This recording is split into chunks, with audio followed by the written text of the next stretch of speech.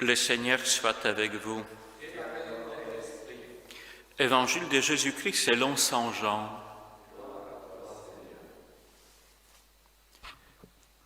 En ce temps-là, au cours du repas que Jésus prenait avec ses disciples, il fut bouleversé en son esprit et il rendit ce témoignage.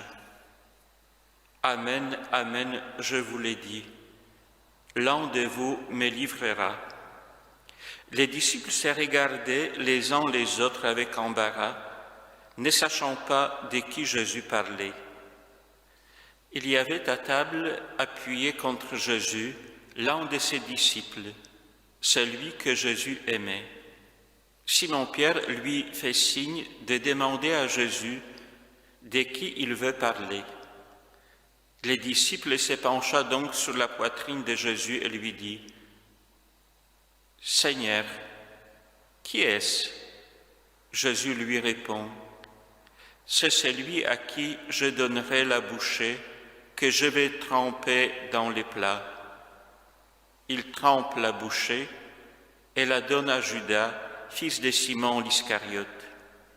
Et quand Judas eut pris la bouchée, Satan entra en lui. Jésus lui dit alors, « Ce que tu fais, fais-le vite. » Mais aucun des convives ne comprit pourquoi il lui avait dit cela. Comme Judas tenait la bourse commune, certains pensèrent que Jésus voulait lui dire d'acheter ce qu'il fallait pour les fêtes ou de donner quelque chose aux pauvres. Judas prit donc la bouchée et sortit aussitôt. Or, il faisait nuit. Quand il fut sorti, Jésus déclara « Maintenant, le Fils de l'homme est glorifié, et Dieu est glorifié en lui.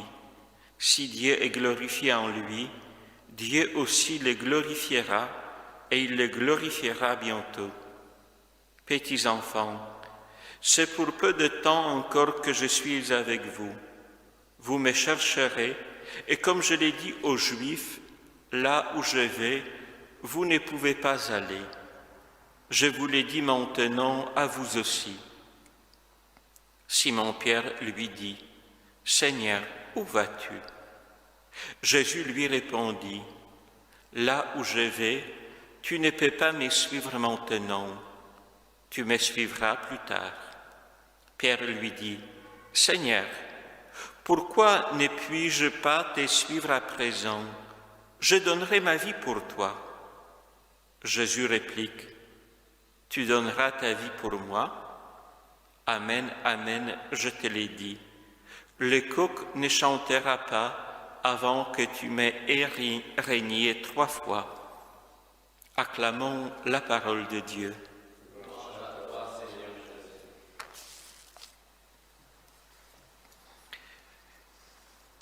Quel contraste! Hier, c'était le repas festif à Béthanie, où Marie, en donnant cette onction, le lavement des pieds avec les parfums précieux, manifeste l'amour au Christ. Aujourd'hui, nous sommes déjà dans les récits. Ce n'est pas n'importe quel repas que Jésus prenait avec ses disciples. C'est la dernière scène. C'est le repas pascal pour Jésus, parce que sa Pâque se réalisera sur la croix, mais déjà avec les disciples, il mange ce repas pascal. Et on voit Judas, le traître, et Pierre, celui qui n'est pas conscient de la peur qu'il porte en lui. Le contraste est fort. L'amour, ce dévouement, je me donne à toi Seigneur, je t'aime.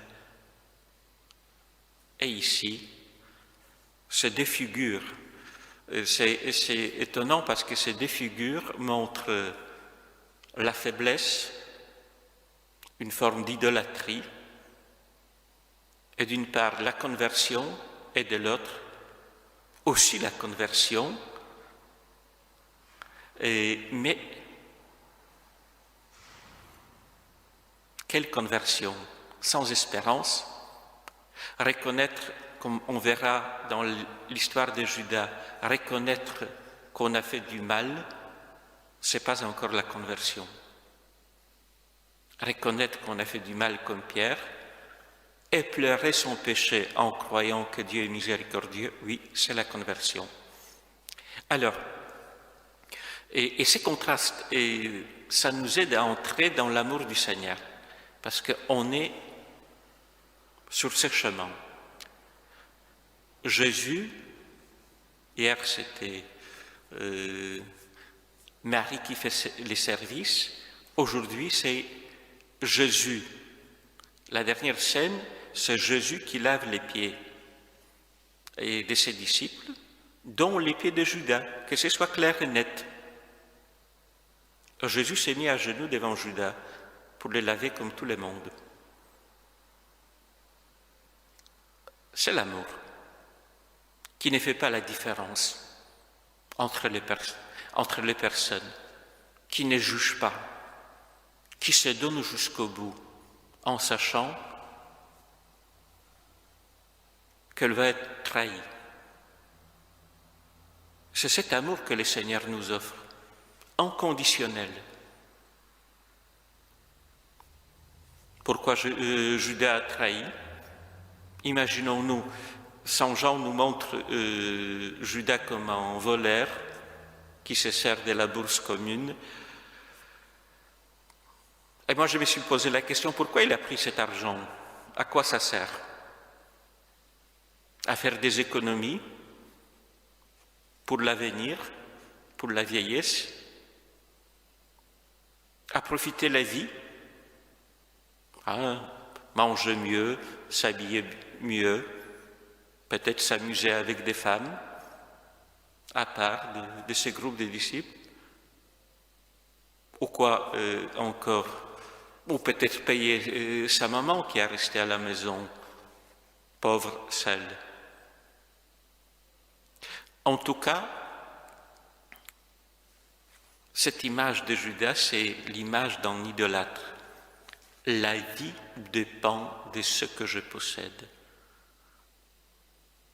C'est exactement le contraire de tout ce que nous trouvons dans l'histoire du salut. Judas manifeste ça. La vie dépend de ce que je fais, de ce que je possède. C'est tout. Et nous avons de l'autre côté Pierre. Il ne connaît pas, il n'est pas conscient de la peur qu'il porte en lui, la peur de la mort. Si Judas est bien montré que Satan entra en lui, ça veut dire vraiment il est possédé par ce mal, obsédé par cette idolâtrie de ses propres projets. Pierre, d'une autre manière, est aussi l'esclave du malin. C'est l'épître aux Hébreux qui dit que le démon nous tient en esclavage par la peur de la mort. Et quand Pierre va régner 3 fois Jésus, qu'est-ce qu'il manifeste? Il a peur de la mort, tout simplement. Il a peur de donner sa vie. Mais il est sur un autre chemin. C'est ça qui est étonnant.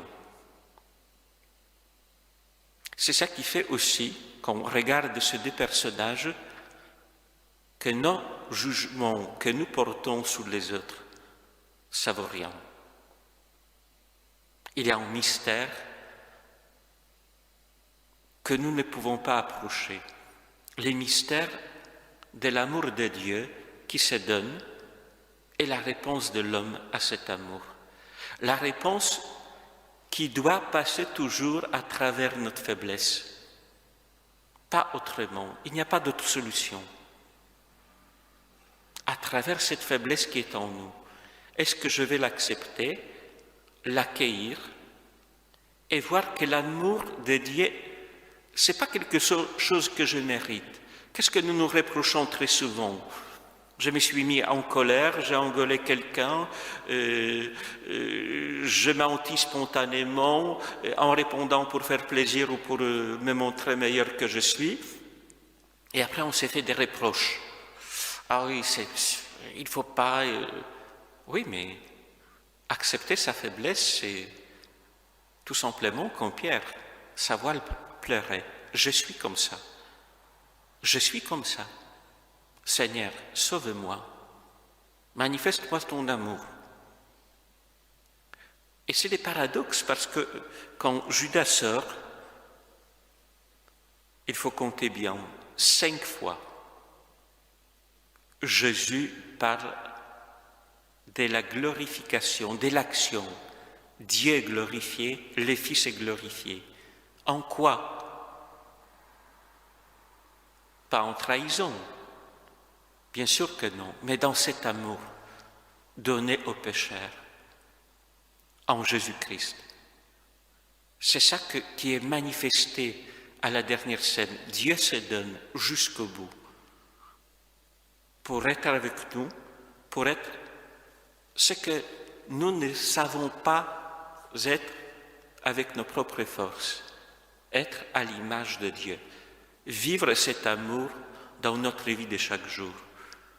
Et nous voyons que la première étape de cet amour, c'est tout simplement, si on médite un petit peu Pierre, savoir pleurer ses limites, pas se reprocher. Savoir pleurer que je suis faible en se tournant vers le Christ, parce que c'est lui qui est venu, qui s'agenouille pour me laver les pieds, pour faire le service de la charité, lui le maître, et à mon service, pour m'offrir son amour, pour que je puisse, les pieds lavés, ça veut dire bien vivre ma vie comme une fête.